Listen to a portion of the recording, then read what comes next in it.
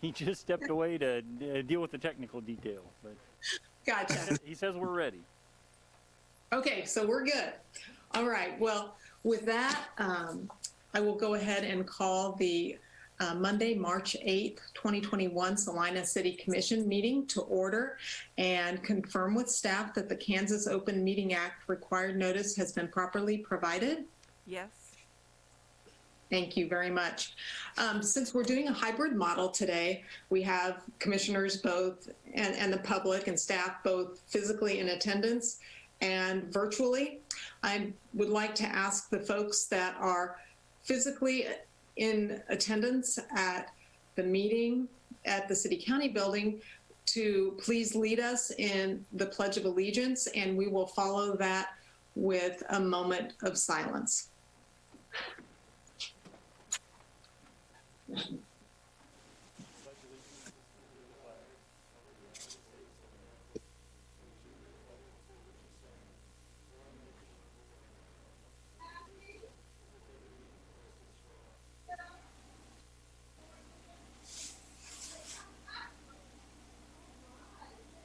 Thank you all very much. Thank you guys for leading that.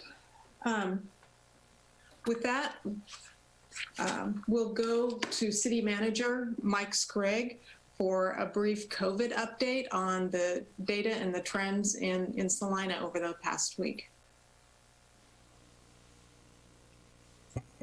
Mayor Hodges, did you want to do a roll call also? You know, one of these meetings, probably about January of 2022, I'm actually going to hit everything in the correct order. I think that's a brilliant idea, Commissioner Hoppick. Let's go ahead and do that roll call. Mayor Hodges. Here. Commissioner Davis. Here. Commissioner France. Here. Commissioner Hoppick. Here. Commissioner Ryan. Here. Thank you, and thank you very much for catching that. Now we'll proceed to Mr. Scragg. Sure. Thank you, Mayor Hodges. I'm going to try to verbally report to you some numbers on the key indicators that we've talked about before. And I would remind you that our data is based on Fridays, week to week, so these numbers are based on March 5th. In terms of new cases, there were 37 new cases. Going back prior weeks, there was 55 the week prior, 59 the week prior to that, 106 the week prior to that, and then almost 200 for the 2 weeks prior. So 37 currently compared to that prior kind of downward trend from 200 to 37. In terms of active cases, there's now 313. And going back prior weeks, that compares to 699, 1,179, 1,251, and a peak of about 1,855. In terms of total recovered, there's now 5,553 individuals recovered from COVID. That's an increase of 424. As of March 5th, there were 2 hospitalizations reported compared to 9 the week prior, 9 the week before that, 12, and a peak of about 34 in early January. Total deaths now total 106, and that was the same number last week. So there were no deaths in the intervening week's time. Going back week by week for the prior month, it would be 0, 2 the week prior, 2 the week before that, and then 7 the week before that. So I think that is an indication that the numbers are trending downward. I think I reported last week that Jason Tiller, the health director, will be in attendance virtually or in person, I'm not sure which, next week and be able to provide his perspective and be prepared to answer any questions you might have.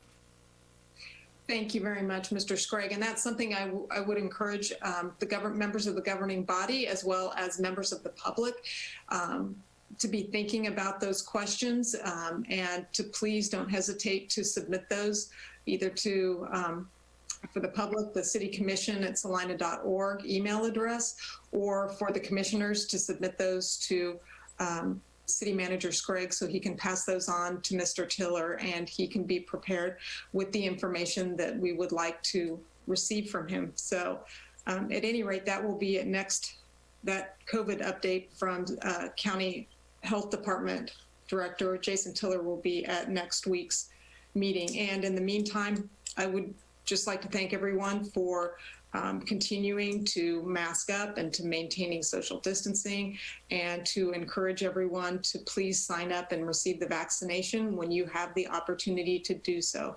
Because I think the last few weeks are showing us that all of that can work together, but we've all got to do our part to mitigate the risk. So thank you very much. We don't have any awards and proclamations today, so that will bring us to Citizens Forum. Citizens Forum is an opportunity for members of the public to speak on any item that does not appear on today's agenda. We would ask that you clearly state your name, where you're from, and limit your remarks to 5 minutes.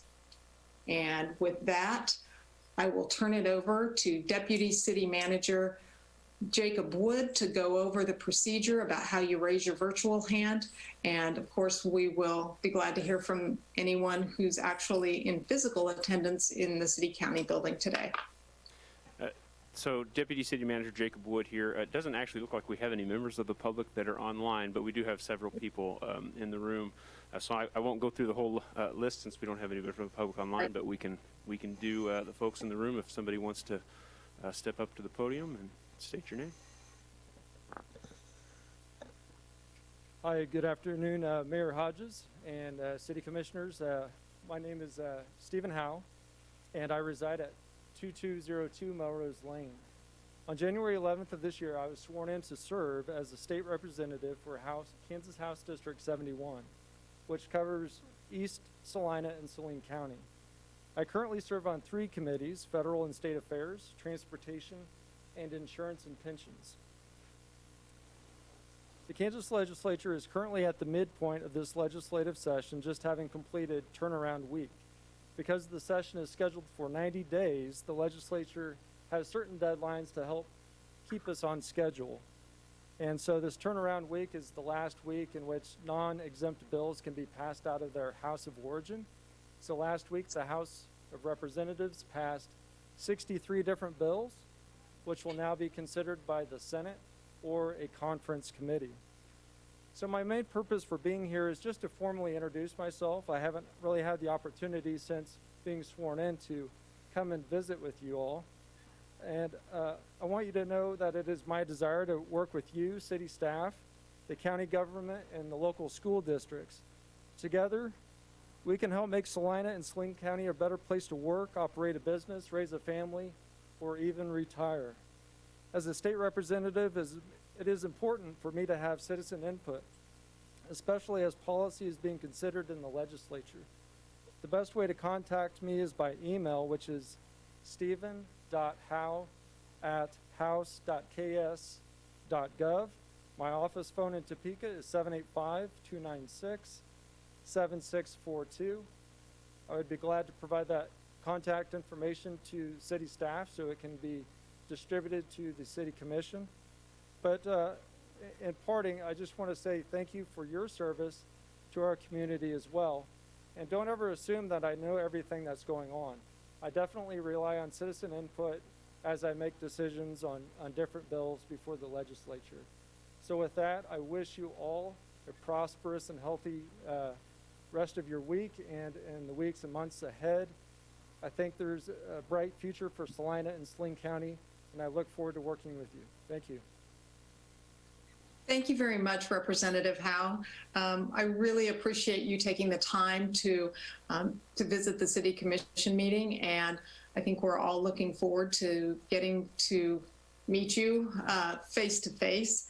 And thank you for all of your hard work on the citizens of Salina's behalf, and best wishes to you on your new legislative career, and congratulations on your committee appointments. I'm sure you'll be working very hard on our behalf, and we thank you for that. Is there anyone else who would like to speak?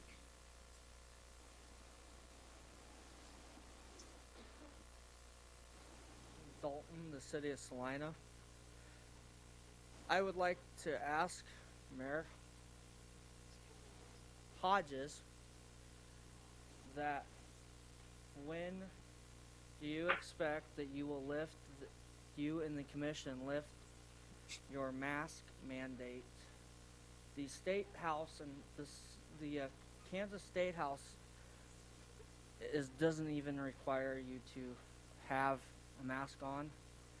It's just more of a, they wish you would, but they're not forcing it.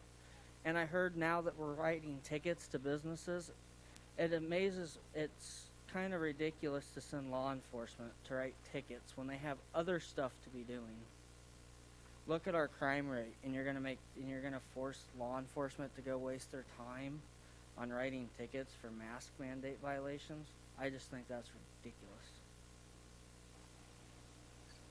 Thank you, Mr. McDowell. I would agree. It is ridiculous. It's unfortunate that we're having to waste law enforcement officer man and woman power on writing tickets when it's such an easy thing to comply with our mask ordinance. And I'm sure that we'll be reviewing this in the weeks ahead, the governing body as a whole, in consultation with both city staff and county staff and Salina Regional Health Center's direction. So thank you. Is there anyone else who would like to speak?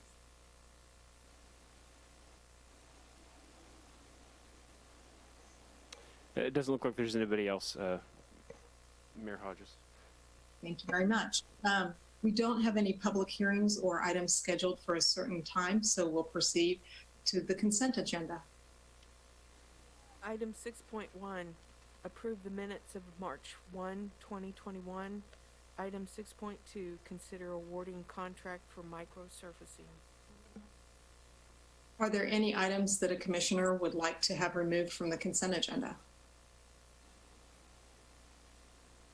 And if not, then I would accept a motion to approve the consent agenda as presented. Mayor Hodges, I move that we approve consent agenda items 6.1 and 6.2.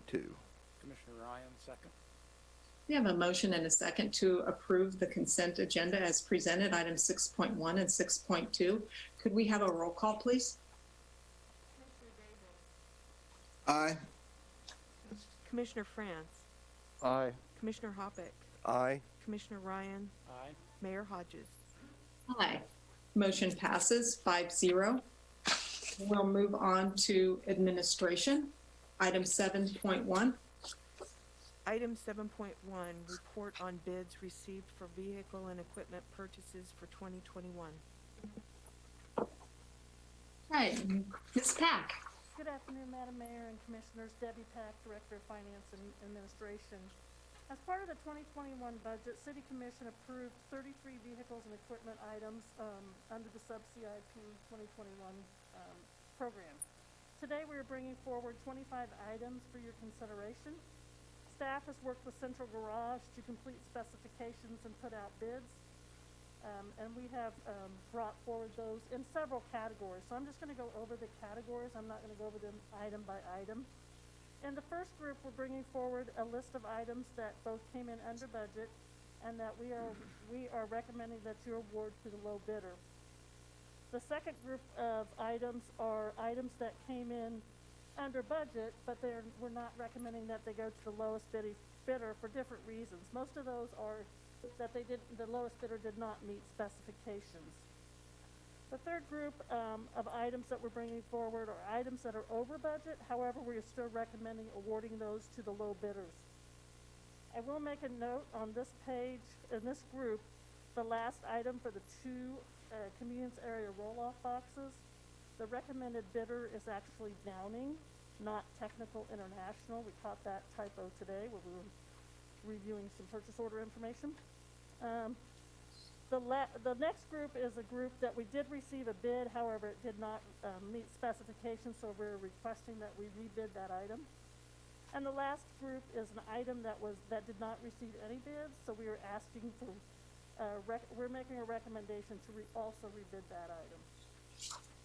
In addition to these items that were approved in the 2021 sub-CIP, in December of 2020, the police vehicle was wrecked and rendered a total loss. So after negotiations with the insurance company and all of those related costs were paid, we got it to a net amount of $30,603.25 that is available to cover the purchase of a new vehicle. Since that met with the timing of this proposal, we reached out to Long MacArthur, who was the low bidder on the other 3 vehicles that were scheduled, and they are willing to extend their vehicle price for this purchase. So we are recommending that we award the purchase of a 4th police vehicle to replace this, using the same bid price that Long MacArthur provided. The summary of the fiscal note is that all of these budgets, with the exception of sanitation, came in under budget. Even if we go out for rebid on the 2 items that we recommended, they still should come in under budget. In the recommended action, I did provide you with a summary list of what we are recommending for each of these items, just to make it a little bit easier to look at. Just as another note, reminder, the 4th to the last item for the roll-off boxes, that recommended bidder is Downing, not Technology International. So basically, a recap is we're asking to award 24 of these items and rebid 2 items. Staff identifies the following options for City Commission: approve the purchase of the vehicles and equipment as recommended, authorize staff to proceed with the purchases and rebids, and authorize the city manager to sign contracts with the selected vendors. You could approve these purchases with amendments as you see fit. You could postpone consideration of this action and provide us with additional information that you might need, or you could choose not to approve the purchase of the vehicles at this time. Staff recommends option number 1. And I do have John Doerr, our central garage supervisor, with us today if we have questions about any of the specific bids or the bid process. So we would stand for questions. Thank you, Ms. Pack. Are there any members of the commission who have questions for Ms. Pack? Commissioner Hoppick, and I don't really have a question about this. I just, this probably goes back to last year. Do we have deferred items from last year because of COVID and not knowing what our budget was? I know we put off some purchases. Will we be addressing some of that later in the year, or? We actually recommended to staff that if they had an item on last year, that they resubmit it this year. So some of these items were actually items from last year. We wouldn't anticipate addressing those separately, to my knowledge.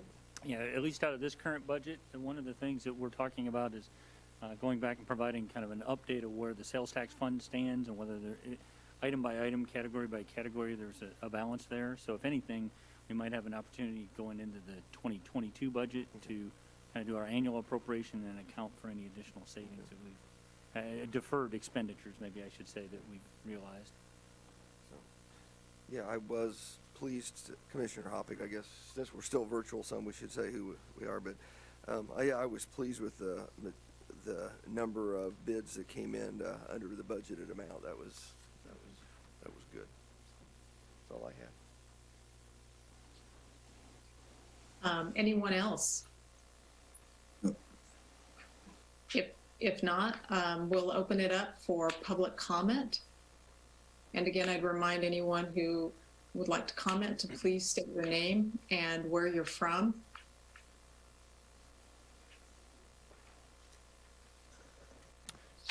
I don't see any at this time, Mayor Hodges. Thank you, Mr. Wood. With that, I'll bring it back to the commission for action. I do have one question for Ms. Pack. Do we need to include in the motion that Downing is the recommended bidder on the roll-off boxes, or have we acknowledged that sufficiently now so we can just go ahead to approve the purchase without mentioning them specifically? I would prefer that you mention them specifically. I think that'll make it clear. Thank you. Okay. Commissioner Hoppick, I move we approve purchase of 2021 vehicles and equipment as recommended, authorizing staff to proceed with purchases and rebids, and authorize the city manager to sign contracts with selected vendors, correcting the blue sheet and making note that the 2 convenience area roll-off boxes are being purchased from Downing. Commissioner Davis, second. We have a motion and a second to approve the vehicle and equipment purchases for 2021. Could I have a roll call, please? Commissioner Davis, Aye. Commissioner France, Aye. Commissioner Hoppick, Aye. Commissioner Ryan, Aye. Mayor Hodges. Aye. Thank you. That vote passes 5-0, and that will bring us to item 7.2. Item 7.2, request for permission to submit application for SAFER grant. Chief Royce. Good afternoon, Madam Mayor and Commissioners. I come for you today to request your approval for the Fire Department to submit a grant application with the Department of Homeland Security and FEMA for what's more commonly known as a SAFER grant, which stands for Staffing and Adequate Fire and Emergency Response. This is a federal grant that usually cost shares departments to increase their staffing, and this is the first time they've ever had a no-cost share option. Most of the time it's 100%, 75%, 25% is how they usually handle this. This grant will cover 100% of all personnel costs and benefits for 36 months or 3 years. The total cost is $845,460 would be what the grant would be a request for. The department's seen a steady increase in overtime and callback expenses in the past several years. As you may recall from my presentation weeks ago, I showed you a slide that showed what our daily minimum staffing was of 25, and it has been that way since 2005. During that same period of time, in the last 16 years, we've seen a 77% increase in call volume. In 2013, we added a 4th ambulance, which did increase service to the citizens.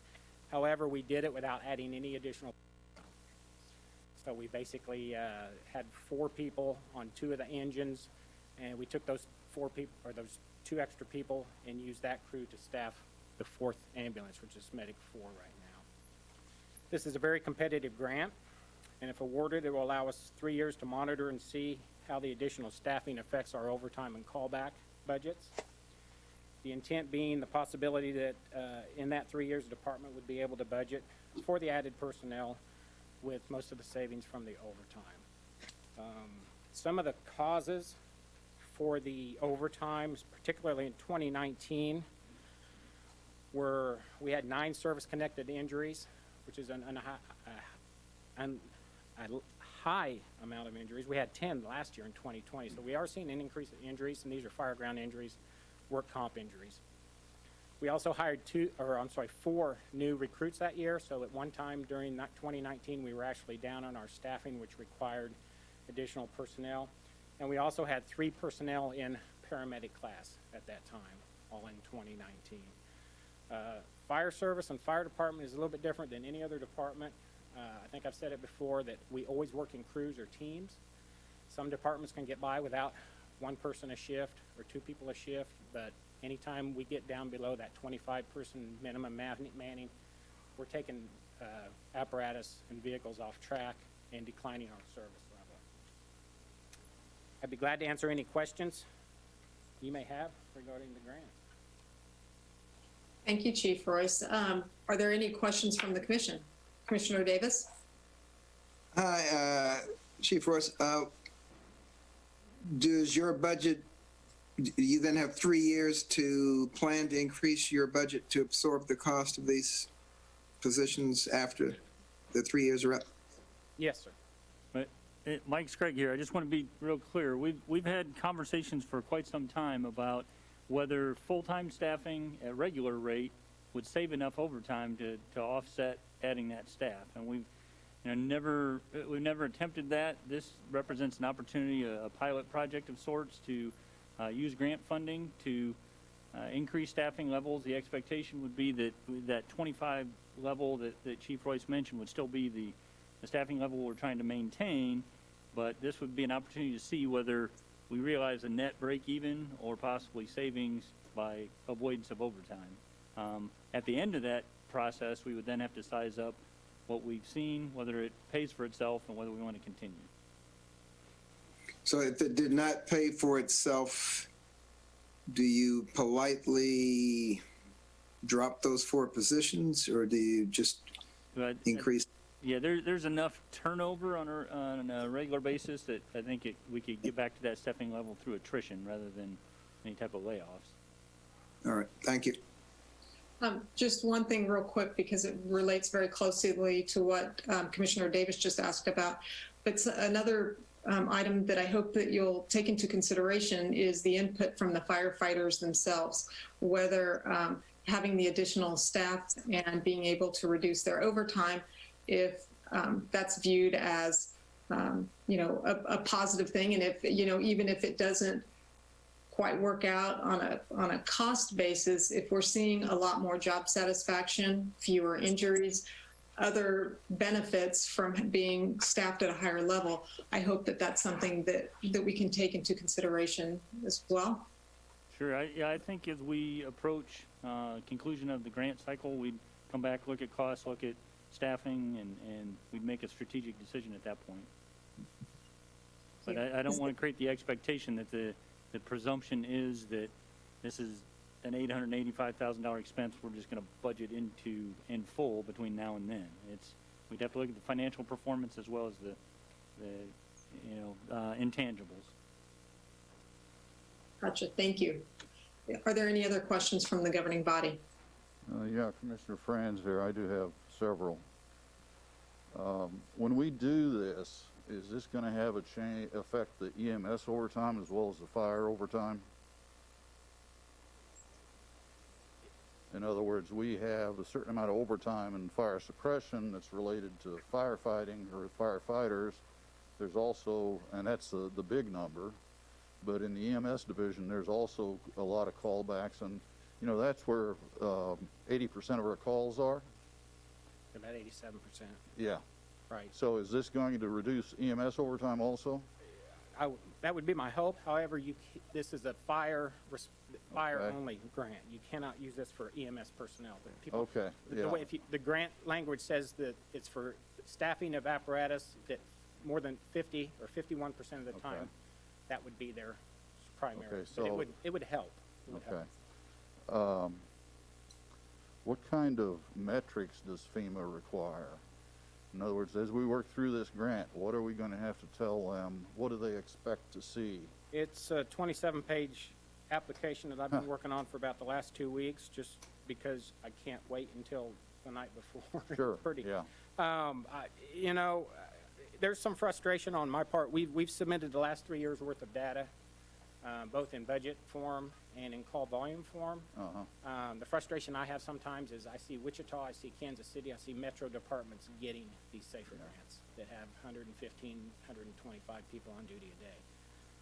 Getting them repeatedly, year after year. Yeah. And the only reason I say that is because it's frustrating, because the intent of this program was for mid-sized departments like ours to benefit from just 4 additional people. Would make a big difference.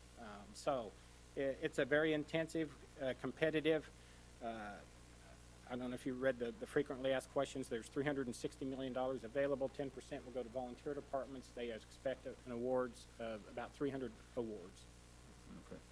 So have you talked to any of the departments who've got it? And I know smaller departments, Andover, I believe, has had it.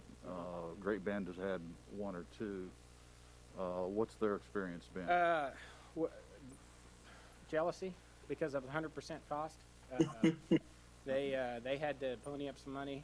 Yeah. All of them. This is the first time I've ever seen this. But I guess the question is, have they achieved their objectives? Yeah. And I guess the question is, were their objectives to reduce overtime? Because or growth. In Andover's case, it was growth.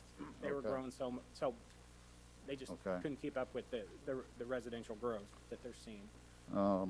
And we're going to look at this as a pilot project. The report says it could be. That leaves me wondering, is it or is it not? I was tasked to look for alternatives to decrease my overtime, and I found this one. Okay. So, and what do we expect to see? I mean, what is the targeted overtime at now, and where would we expect it to go? Because we're going to spend $300,000 a year. I'm just wondering what the offsetting savings might be. Right. Well, and I know they're not going to be 300,000. Don't get me wrong, but I would like to know. If it's 10,000, that's very different than if it's 150. Sure. The numbers I presented in the blue sheet show you our daily assigned personnel as of today. 2 shifts have 28 personnel, and 1 shift has 27. Right. if awarded, I wanted to get 29 across the board on all three grants, for all Okay. three shifts. And the reason for that was we can drop down to 25 and still operate every piece of equipment we have. Our current allocation is 2 people off on scheduled leave per day, personal days, vacation. That gives us a 2-person buffer right off the bat. During the COVID situation, we actually dropped our daily minimum staffing down by 1 to assist in some overtime savings, which were effective. The point is, it gives the battalion chiefs and the department a lot of flexibility for the staffing model that they can resume. And then hopefully, with 2 people off, we have 2 people as a buffer. We don't have to call 2 people back to maybe take a transfer, or call 2 people back Okay. for fill in, right? As of right now, I have 3 people on long-term injury leave. So how much of that overtime budget, and I believe it's at about 600,000 for this year, how much of that overtime budget goes for that sort of overtime as opposed to the regularly scheduled overtime that just comes in as a part of the regular schedule? I don't know if Debbie can answer that or not. We got Okay. FLSA issues in that. Well, I I could- suspect, just looking at the history and the changes in the numbers from last year to this year, that we're talking about a target on the order of 150 to 200,000. So, that's, 150 is half of what we're spending. So I have to question if the return there is worth it. And I would still like to get to the point, if we approve this, to make it conditional on that we get something back before we accept the grant that talks about, at the end of 6 months, the end of the first year, second year, third year, that we see a certain amount of return, whether that be, 50,000 or 100,000. We need to determine up front, I think, what success looks like. And I think we could get those metrics. Some of the difficulty we have is when a 25-year captain takes overtime shift, his overtime's going to be more than a Right. brand new guy at $14 an hour Yeah. who's making 27. So to start slicing it that thin and trying to find out where our overtime, it can be difficult. But historically, that standard overtime has been probably on the order of about 150, just looking at the budgeted amounts. I would agree with that. So where, we have, I get this will improve our efficiency, and it certainly gives us some space when people are not there. In other words, you can continue to staff all of your equipment and so on. But I just want to make sure we know what it's costing us going in, and it will cost us eventually. In 3 years, this goes on the tax bill, Yes. That's what it boils down to, or it comes from somewhere else. And we have enough of those decisions the way it is. So I just think we owe it to ourselves to have our expectations out in the open up front. I will say this, I've reviewed several of the SAFER grants, and most of them are for when a city decides to open a new station Okay. for those personnel. And looking back on what we did in 2013 by not adding any people, literally getting by, and due to the fact at the time that was the right decision because we added the 4th ambulance, we added the service level. But I wasn't here for those discussions. My understanding was the possibility existed that those positions would eventually, through the budget, work their way back into the budget, and they haven't yet. I know one of our long-term needs for the department is to do something about Station 4. And if we did this sort of staffing adjustment, would that ease that transition any? Because I don't know, but I'm surmising that when we do that, when and if we do that, I guess I ought to say it that way, that will change staffing requirements also. It will help. It will help. And I will say this, that when this SAFER grant first started, the first history of it, the first 2 years, new stations were eligible for it. Yeah, And they yeah. saw right away that, no, this is more for staffing people than, Right. so therefore, the new station would. And I know one of the reasons that they reduced or took away the copay, the match, is because they were trying to deal with departments who laid firefighters off to deal with COVID. And we fortunately were not in a situation that we had to do that. Right, and a lot of the history from the SAFER grants were the addition of hiring firefighters were for those only reasons. Those were the only allowable reasons were for possible layoffs or retention of volunteer services. This is one of the first years they've allowed to Well, other departments to add people. you may gather I struggle with this because I see it as a staffing increase outside of the normal budget cycle. And I just want to make sure that we understand up front what the expectations are so that when we get 3 years down the road, whoever's sitting at this dais has some basis for, making a decision instead of just waiting until then and say, well, that worked or it didn't work. I just think we ought to establish some sort of metric that we can monitor and see if it is working.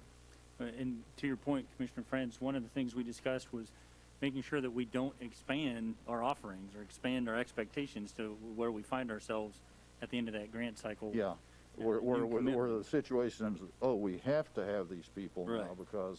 And so it may be a tough decision at that point that we go back to 2020 levels and we're back to overtime levels like we're at right now. But it's an opportunity to quantify what, service gains, coverage gains, and the costs that went along with that compared to the overtime savings. I think one of the things that resonates with me, and it didn't occur to me until we're sitting here talking, is the whole idea that we need to, at some point, we need to talk about Station 4 seriously. And if this helps with that transition, then I am probably, it concerns me less than it would be if that was not on the horizon. And I know it's not in the plan now, but, it's something we're going to have to do at some point. So, okay, thank you. Thank you. Commissioner Hoppick here. I think a couple of my questions were asked as far as we're currently fully staffed, and another question I had was about the EMS versus firefighters, because I know that's a high percentage of overtime. This calculates out to about $281,000 a year, and kind of like Commissioner Franz said, if we continue this on, does that include the 281, or does this full amount that we're receiving on this grant, does that take care of benefits and everything? Yes, it came to like $71,454. So that's the total package. And that's that's a 2020 numbers from Human Resources. The grant, is it a all or none? I mean, would there be a potential they'd come back and offer to fund 2 firefighters instead of 4, or is it's all or none? You submit and you're either awarded or you're not. Okay, because I didn't know if just 2 would be even beneficial. And I think from listening to a couple of the questions that Commissioner Franz had, I think we have to take into consideration the service to the public, the morale of the current staff, and then the cost moving forward. And I know that you said it's kind of hard to break down that overtime, and it sounds like 2019 had overtime, should have been considerably more than 2020 because of the individuals in training. Now, one of the things I would like to see is that we somehow annually get some type of report that, even though I know it's not going to be 100% accurate, but can kind of give us a feel for what we are saving. So when we get to the end of that 3-year period, we know that even though we're not recouping all that cost from the saving overtime, it's maybe beneficial enough to go ahead and move on and keep those additional 4 firefighters in place. So. If I could chime in on that, something I think that would be very helpful is if we pay this sort of scheduled overtime just by virtue of the way the department shifts and the interface with the, Department of Labor regulations. Firefighters get, 14 hours or something like that of overtime every couple of weeks, just because of the way the shifting works. And it would be nice if we could distinguish that, which is just kind of a part of our basic operation, from overtime that results from, people being sick or on vacation or off on injury leave or call volumes or whatever. That to me strikes me as a fairly important distinction in terms of managing the department. And since I've been here, that's never been differentiated. That's never been split It up. never has since I've been here either, Chief. So Makes me feel it's, better. I'm sure there's a way to do it. yeah. I'm not. And Commissioner Hoppick, to go back to yours, keep in mind 18 and 19 had merit increases too. So that's going to start. Last year did not, but still it's 5.5% versus 2%. So Yeah. those happened, which And with respect to, Compounds. with respect to the overtime number, there's, I think, an accounting change from 1919 to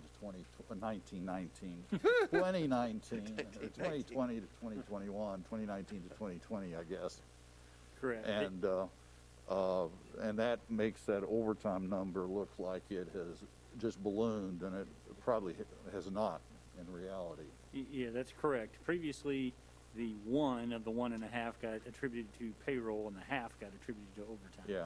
We made the decision from an accounting standpoint to fully report the overtime with the intention of getting a better sense of schedule issues and callback what that was to quantify that. So part of that increase from 2019 to 2020 is just from that change in accounting. Maybe it would be, if we looked at it just in terms of raw numbers of, we had X amount of hours of overtime in 2018, X in 2019, 2020, and tried to separate it maybe a little bit from the actual value, we could at least, as I can't remember if it was Commissioner France or Commissioner Hoppick mentioned, differentiate between what's always going to be our baseline of overtime hours versus the more optional ones that we have a possibility to reduce or to affect by, with this grant with additional staffing. And that's how I track my overtime, is by hours, due to the fact of the 25-year captain versus. Right. And I will say this as an example. When we had the 3 people in paramedic class, the class time is 1,400 hours of didactic time. That's in classroom time. That had to have been covered by us while that employee was there.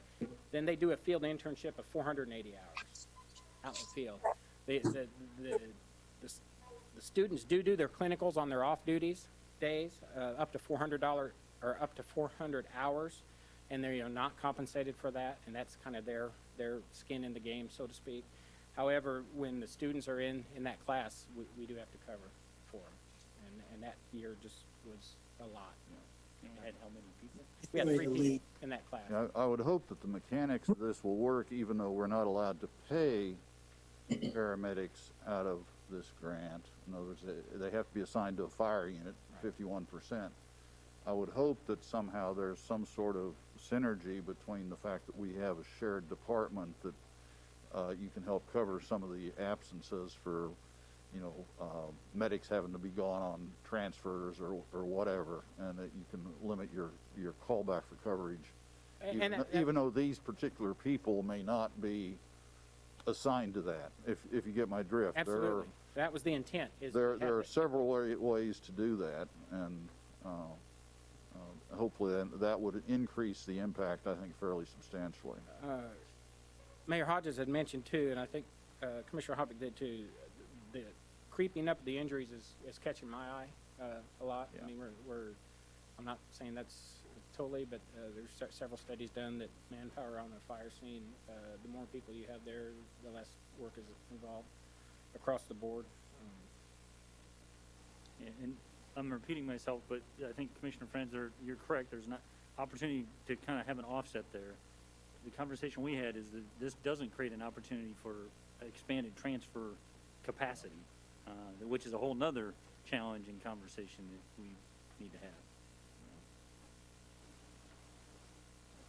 I used to have a boss who told me work will expand to fill the time available. So, I mean, we're going to have to be watchful of that. Correct. Just to mention the fiscal note, there is a department would be responsible for the protective equipment, the Yeah. fire gear, which we budget for that anyway for new hires of $9,200. Any other questions from the commission before we open it up for any public comment or questions? Nope.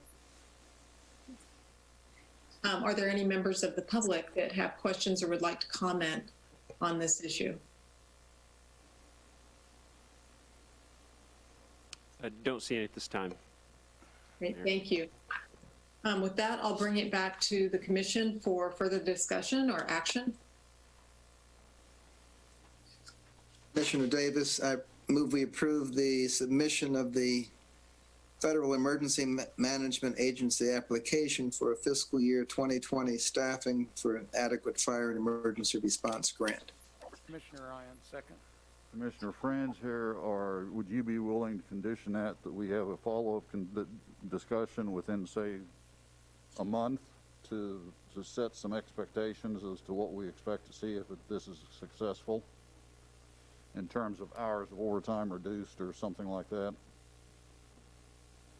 Would a month be time enough? Because the grant proposal the grant wouldn't be awarded for a couple of months. Correct. Yeah. It's usually about a 60-day turnaround, Right. and it's due March 12th, Friday. Yeah, and I'm not saying before we submit it, I'm just saying before we hear back, so we know what conditions of the acceptance might be.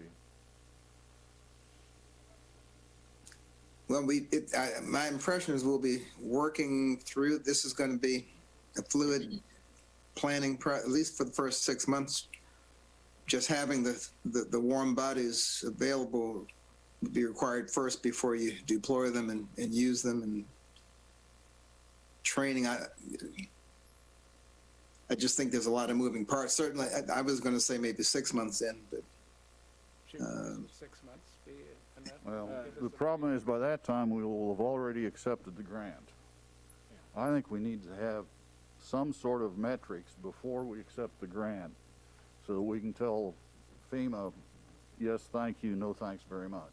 And that does happen. There are departments that are awarded, and then when it comes time to accepting, that they do deny it. well, that's why I asked early on what happens if we didn't reach whatever goals we had. What happens to those positions? But if it's reasonable that those positions would be absorbed into our force anyway, at most it's a year, I would imagine, of carrying the extra staff. This is Mike Scragg. If it helps, I think there may be two questions here. One is an agreement on kind of our metrics and what we think our goal is before we accept the grant. And then after we've accepted the grant, we're going to need to continue to monitor, see what our performance looks like at grant end, and then see if we want to continue that at our own expense. So I think what Commissioner Franz is saying is that 60-day conversation or a month conversation would be fleshing out the metric details before we accept the grant. And then to your point, Commissioner Davis, we would continue to monitor and make a decision at the end of the grant cycle whether we want to continue at our own expense. All right. Add that as an amendment or an amended motion. That is my request, yes. Okay, I'll go with that. The second agrees. Second agrees. All right, so we have a motion and a second. And I'll see if this language satisfies everyone to submit an application for the SAFER grant, conditioned upon having a discussion within the next 60 days. Was that Before what you grant wanted? acceptance. Oh, okay. So and that's going to be about 60 days according to Chief, so. Okay. 60 days or upon grant acceptance to establish metrics that we expect to achieve from this grant, as well as ongoing monitoring of the grant's impact on our fire department overtime in general. Sounds good. Is that okay? All right. We'll have a roll call, please. Commissioner Davis, Aye. Commissioner Franz, Aye.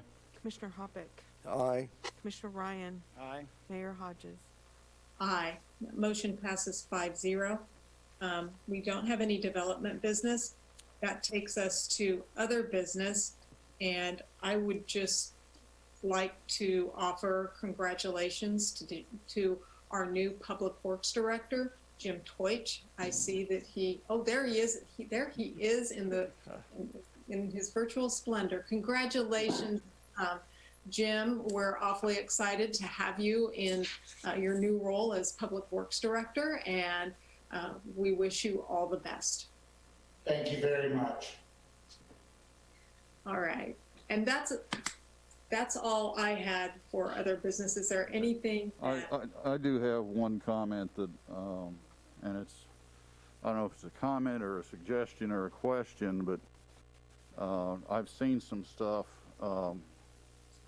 material relating to the baseball proposal that we have on the table in terms of when we're going to proceed, and the narrative seems to be that we have kind of set it aside and abandoned it, and that's simply not the case. But the funding source did dry up and more or less go away for a time period, and so we've deferred that decision. And I'm just going to put it out for the other commissioners to consider, for not necessarily today, but if there's any desire to move forward with the transient guest tax legislation, get it in place so that when we do decide to proceed, we can proceed with some degree of efficiency. And of course, the idea would be not to proceed until there's enough cash flow in that source to support the project. But in the meantime, we can accumulate resources to apply to the project when we do proceed.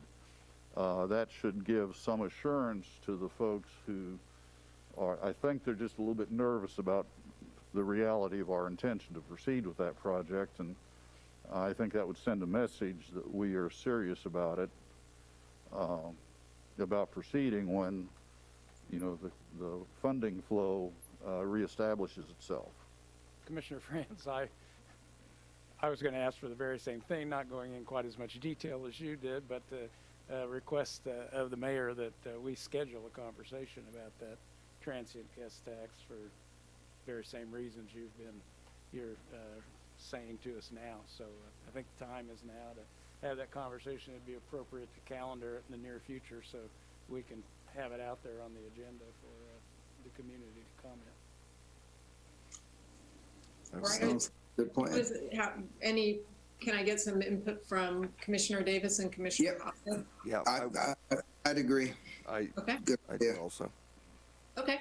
All right. Well, I'll get with City Manager Mike Scragg, and we will see when we can get that on the agenda for discussion. And just to be clear, we're talking about we would be talking about the mechanism, how we're going to change the transient guest tax rate and get that legislation in position and ready to be used whenever we get to the point where that revenue source recovers. I just want to make sure I'm understanding that, because Mayor, I think it'd be useful if staff could give us maybe some numbers on what that change might need to be in order to satisfy or work with the proposals we're hearing from the development group.